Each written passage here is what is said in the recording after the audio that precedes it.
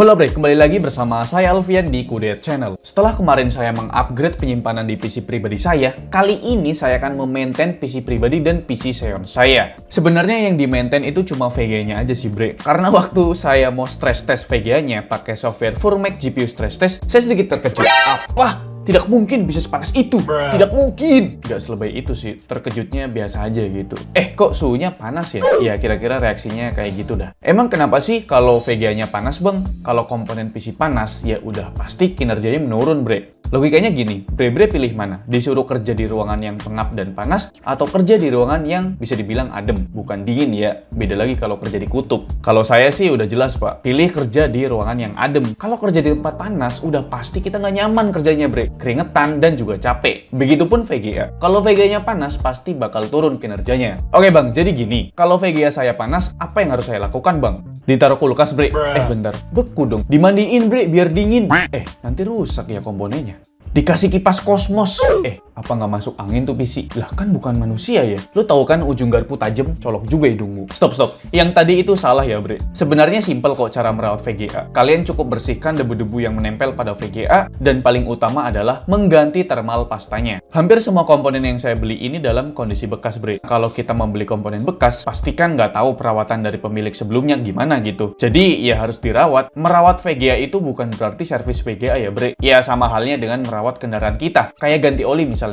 Itu termasuk kategori merawat, bukan servis. Dan merawat itu bisa kita lakukan sendiri tanpa bantuan orang yang udah ahli di bidangnya. Bermodalkan pengetahuan dan niat, itu udah bisa kok ganti thermal pasta sendiri. Oke, pertama yang kita butuhkan yaitu thermal pastanya. Bang, bisa nggak sih pakai pasta Pepsodent? Bisa kok Bre, pakai Pepsodent, Ciptaden, pakai formula, terserah dah. Itu salah banget. Kita nggak bisa pakai pasta Pepsodent atau ya sejenisnya lah. Karena komponen PC itu punya thermal pastanya sendiri. Jadi jangan pakai pasta Pepsodent yang lain sebagainya gitu ya. Itu salah banget Bre. Jadi karena saya nggak punya thermal pasta yang bagus, jadi saya ambil thermal pasta di paket pembelian CPU cooler Deepcool Assassin 3. Ini udah pernah saya review. Kalau misalkan kalian belum nonton, linknya ada di deskripsi Bre. Kalau beli thermal pasta kayak gini untuk harganya sekitar 80 ribuan kok Bre. Saya bisa kasih rekomendasi 3 thermal pasta untuk VGA ataupun prosesor kalian di rank harga 80 sampai 100 ribuan. Bang, kok thermal pasta kayak gini mahal banget ya, padahal pasta Pepsodent cuma 14 ribuan. Beda bujang. Pertama ada Artix MK4, kedua ada Grizzly Craynote, dan ketiga ada Deepcool G40. Buat Bre yang mau kasih rekomendasi thermal pasta bisa tulis di kolom komentar ya Bre. Oke, kalau udah ada thermal pastanya, kita tes dulu VGA-nya menggunakan software Furmac GPU Stress Test. Di software bisa dibilang nyiksa VGA banget Bre. Saya sarankan kalau Bre punya VGA yang bisa dibilang low end atau jadul, jangan tes pakai software ini dah. Resikonya terlalu tinggi. Di sini saya akan tes dua VGA dengan vendor yang berbeda, yaitu dari Nvidia dan juga AMD. Intel nggak dites bang. Lu bisa diem nggak?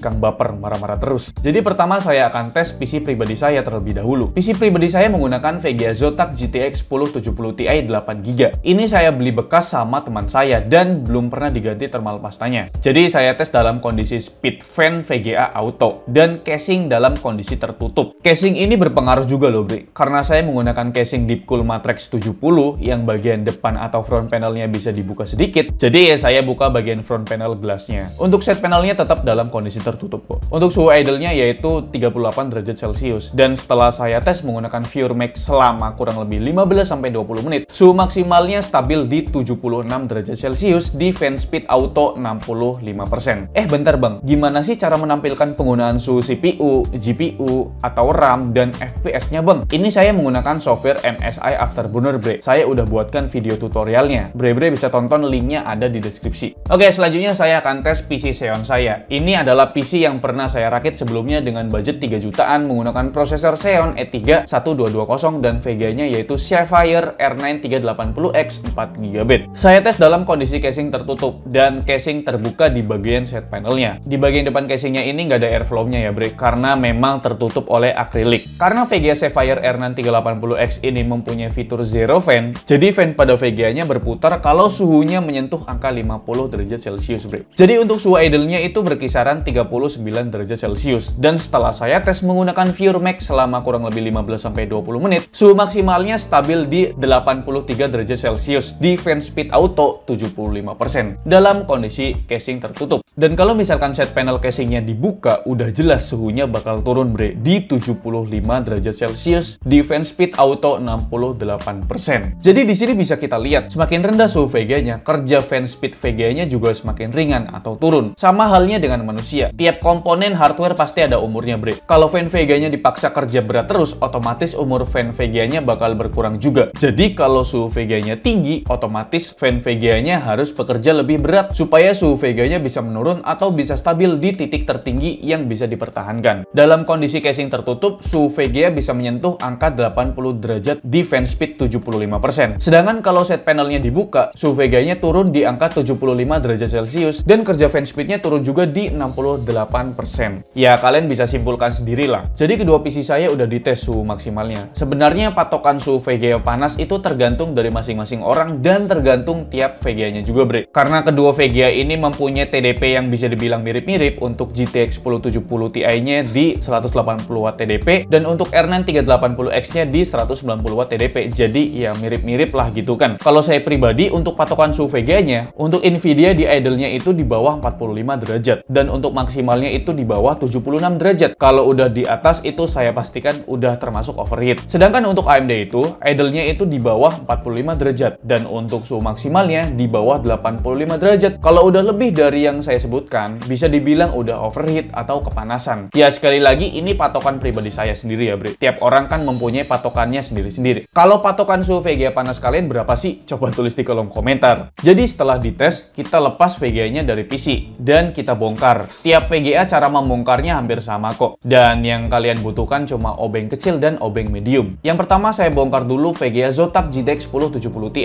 Jadi setelah saya bongkar, saya sedikit terkejut, bre. VGA-nya bener-bener kotor banget dalamannya, bre. Di bagian boardnya itu ada minyak-minyak gitu. Tapi setelah saya bersihkan dari debu-debu yang menempel dan saya lap di bagian boardnya menggunakan kain microfiber yang lembut, bekas minyak-minyaknya bisa dibilang udah hampir hilang, bre. Dan karena saya membersihkan di jam 12 siang, jadi saya jemur tuh VGA Zotac GTX 1070 Ti-nya supaya bekas minyak-minyaknya kering juga, bre. Saya jemur kurang lebih 15-20 menitan dah. Nah, setelah selesai dijemur, baru dah saya kasih thermal pastanya. Kalian bisa kasih thermal pastanya sekiranya aja ya, bre. Dan kalian ratakan menggunakan kartu nama atau apapun itu. Di sini saya ratakan menggunakan kartu tanda pelajar. Wadidaw, muka saya jelek banget ya di foto. Ya bodo amat dah. Yang penting pasta VGA-nya udah rata di permukaan chip GPU-nya. Selanjutnya kalian pasang lagi dah tuh VGA. Nah, jadi untuk GTX 1070 Ti-nya udah diganti thermal pastanya dan udah saya bersihkan juga dari debu-debu yang menempel. Selanjutnya yaitu VGA Sapphire R9 380X. Untuk VGA yang ini bisa dibilang saya beruntung banget karena kondisi VGA-nya bisa dibilang like new, bre. Hampir baru gitu loh. Kondisinya bener-bener bersih, nggak kayak GTX 1070 Ti-nya. Debunya juga sedikit. Tapi kalau kalian lihat thermal pastanya kering banget, bre. Sampai-sampai bre-bre tuh bisa congkel thermal pastanya. Nah, setelah saya bersihkan dari debu-debu yang menempel, saatnya kita kasih thermal pastanya. Sama kayak sebelumnya, kasih sedikit aja, nggak usah banyak-banyak. Dan ratakan menggunakan kartu nama. Kalau udah, kalian pasang kembali VGA-nya dan selesai. Saatnya kita siksa lagi VGA-nya menggunakan software VureMax GPU Stress Test. Pertama, saya tes Zotac GTX 1070 Ti-nya. Untuk suhu idle-nya turun dari 38 derajat Celcius menjadi 34 derajat Celcius di fan speed auto. Sebuah penurunan yang bisa dibilang jauh loh, bre. Dari 38 ke 34. Sedangkan untuk suhu maksimalnya adalah 69 derajat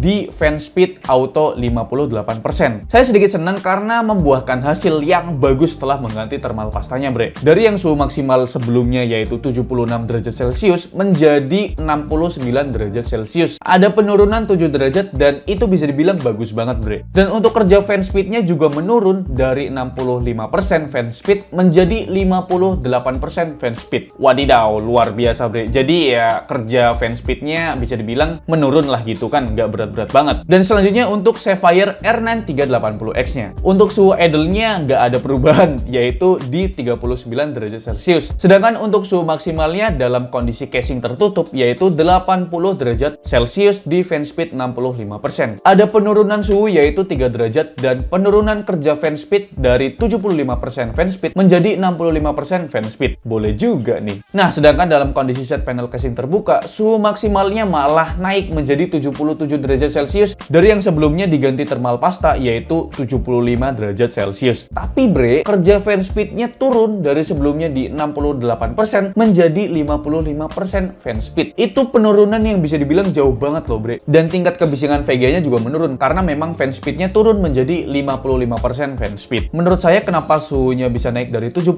derajat Celcius menjadi 77 derajat Celcius ya karena kerja fan speednya turun bre. Karena saya set fan speednya auto ya bisa dibilang imbang lah ya. Mungkin kalau saya set fan speednya menjadi 65%, suhunya pasti bakal turun kok. Oke, jadi itu dia video tutorial gimana caranya mengganti thermal pasta pada VGA card. Jadi menurut kalian gimana? Coba tulis di kolom komentar dah, kita diskusi dah gitu kan. Jadi like video ini kalau kalian suka, dislike kalau nggak suka, dan jangan lupa untuk tekan tombol subscribe yang warna merah kalau misalkan kalian belum subscribe channel ini. Mungkin itu aja videonya, saya Alfian selaku host di channel ini mengucapkan terima kasih. Sampai jumpa di lain video.